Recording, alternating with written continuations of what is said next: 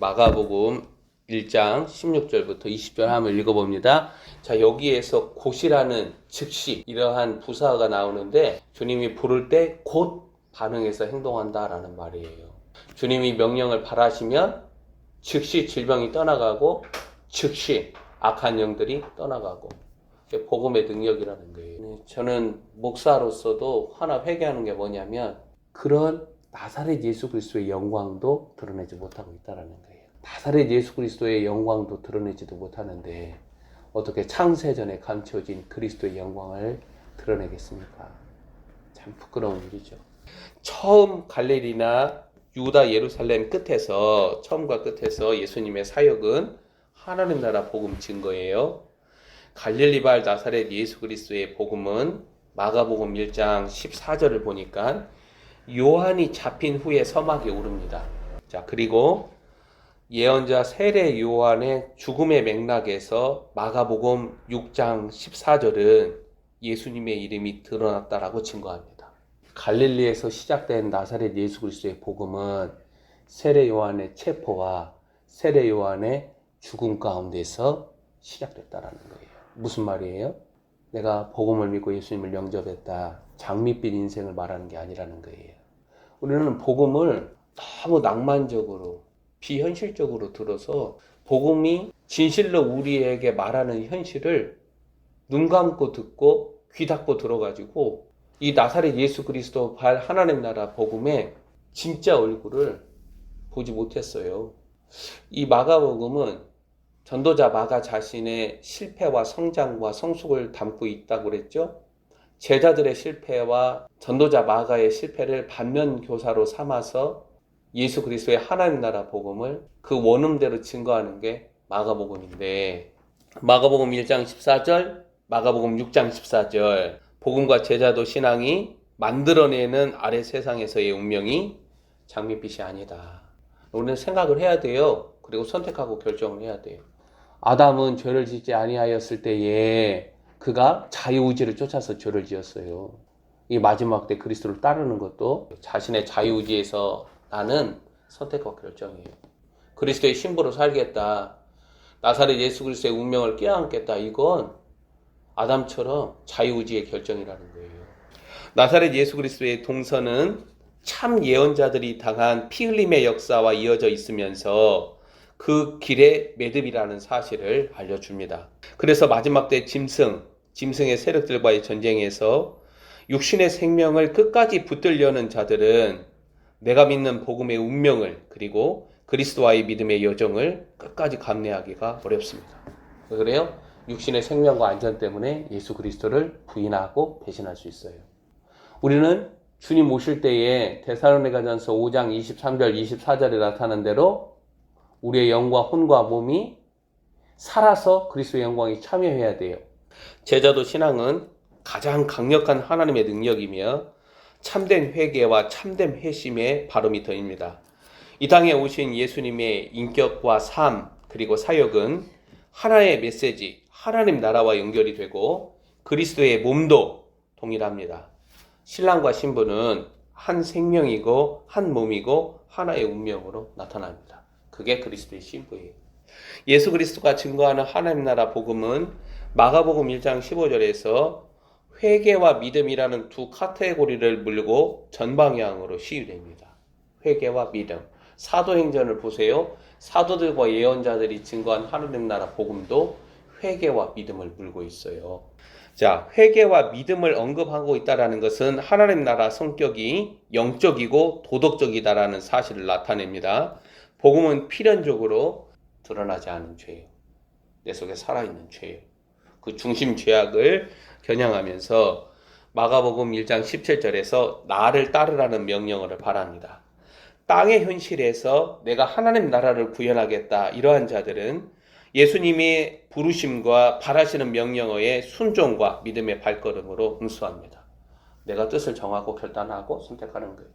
거기에 하나님께서 하나님의 믿음으로 역사하세요. 그래서 믿음은 받는 것이면서 동시에 내가 믿음을 드러내는 거예요. 마가는 1장 15절에서 회개하고 복음을 믿는 행위를 1장 17절에서 예수님을 따르는 것으로 연결합니다. 그래서 저는 복음과 제자도 신앙이 하나의 운명이라는 거예요. 그가 복음을 만났다, 그가 복음을 영접했다, 그는 그리스도를 따르는 제자들이다라는 거예요. 제자도 신앙이라는 거예요. 제자도 신앙은 제자 훈련, 사역 훈련 이걸 통해서 만들어지는 게 아니에요. 실제 그리스도를 따르는 삶의 여정 속에서 하나님께서 우리를 준비시키시고 연단시키시는 거예요. 그래서 내 인생의 모든 긍정적, 부정적인 낮의 이야기, 밤의 이야기는 다 하나님의 영원하신 목적과 계획과 뜻을 쫓아서 나를 통해서 이루시고자 하는 하나님의 일들에 흡수되는 거예요. 예수님은 몸소 걸어다니는 하나님의 나라이기에 부름을 받은 자들이 땅의 현실에서 주님을 따르는 일은 하나님 나라 동선을 걷는 행위입니다. 하나님 나라라는 대의를 짊어지는 행위라는 거예요. 우리가 마태복음 11장에 보면 수고하고 무거운 짐진 자들아 다 내게로 오라 내가 너희를 쉬게 하리라. 그리고 주님이 안식과 쉼으로 내 안에 그리스도가 드러나는데 그 그리스도가 나를 가만두는 게 아니에요. 나의 멍에를 메고 내게 배우라 그렇게 말씀을 하세요. 예수 그리스도는 따르는 자들에게 하나님 나라라는 대의에 초청하고 하나님 나라라는 대의의 멍에를 지워주시는 거예요. 마가복음 1장 17절 나사렛 예수 그리스도의 운명에 제자들, 추종자들을 묶습니다.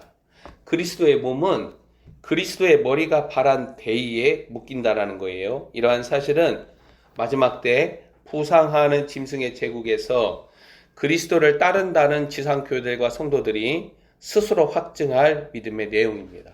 나는 짐승의 세상에서 하나님의 길, 나사렛 예수 그리스도의 동선을 따르는가. 우리는 분명 1장 15절 회개하라 복음을 믿으라 여기에서 구원을 말하고 하나님 신앙을 말하잖아요. 1장 15절은 17절을 물고 있어요. 나를 따르라.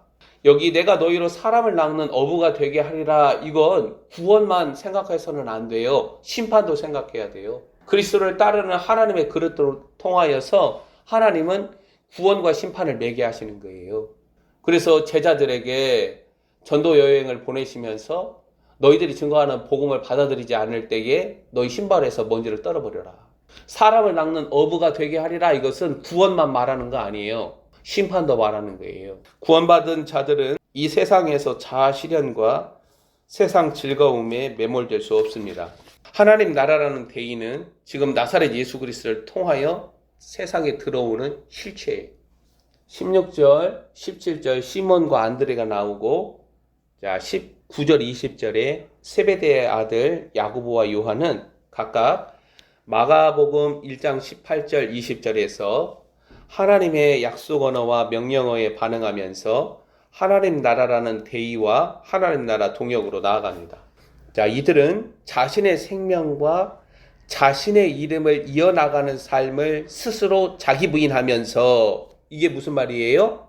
곧 그물을 버려두고 곧 그 아버지 세베대를 품꾼 들고 함께 배에 버려두고 그렇게 스스로 자기 부인하면서 주님을 따릅니다. 복음과 제자도 신앙의 연결고리에서 더 이상 육신의 생명을 유하지 않는 자기 부인이 반드시 일어나야 한다는 거예요. 예수님은 우리가 공관복음을 보면 누구든지 나를 따라오려거든 그렇게 말씀을 하세요. 자기를 부인하고 자기 십자가를 지고 나를 따라와야 한다.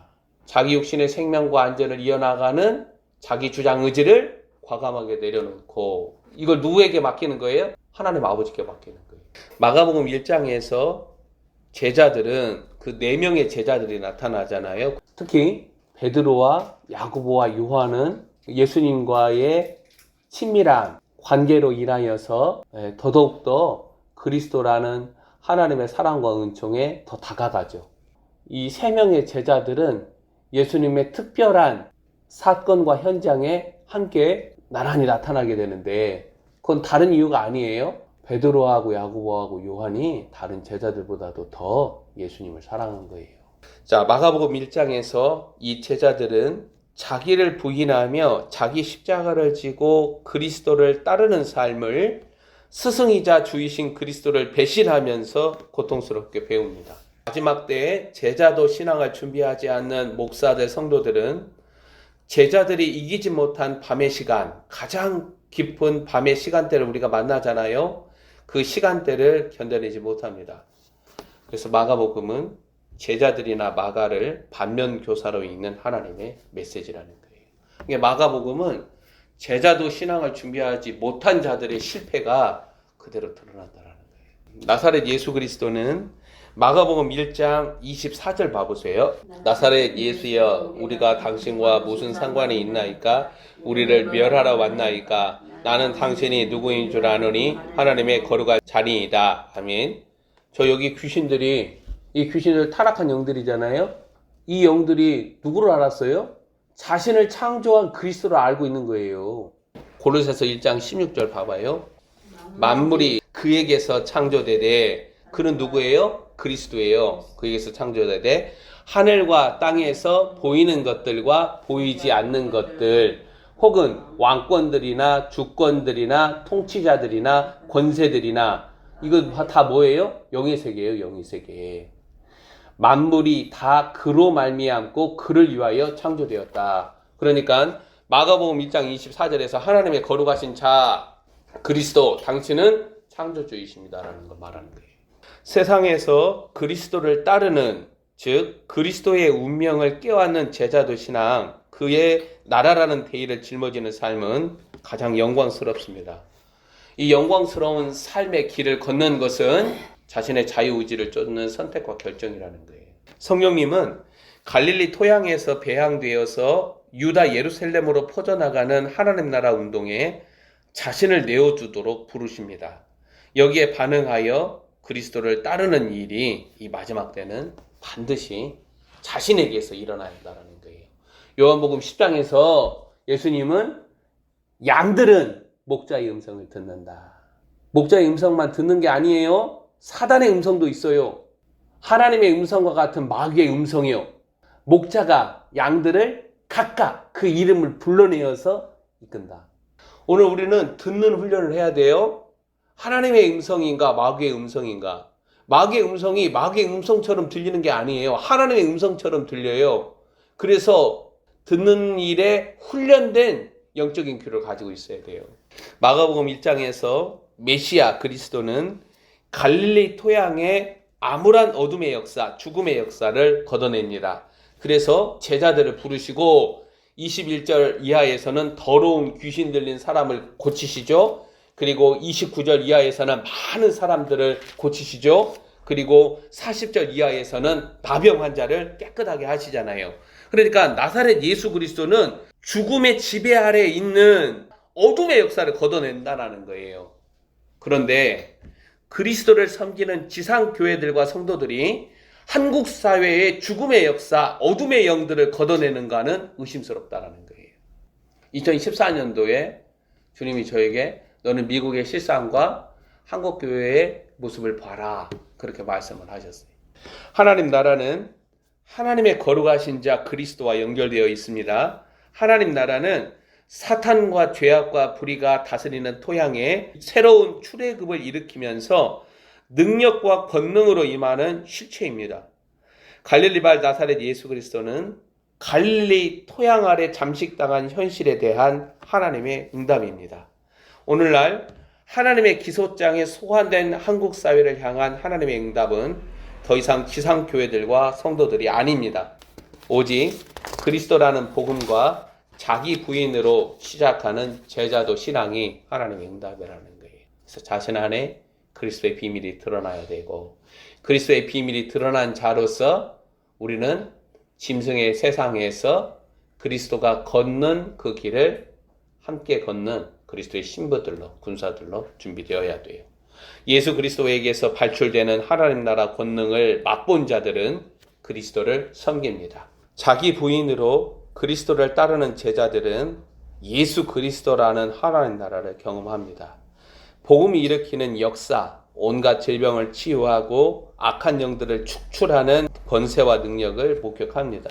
하나님 나라를 경험한 자들이 하나님의 대의에 묵는 신앙이 바로 제자도 신앙입니다. 생명의 복음과 제자도 신앙으로 바르게 옮아섬으로 짐승의 세상에 맞서 믿음의 여정을 끝까지 감당할 준비를 우리는 시작해야 합니다. 기도합시다.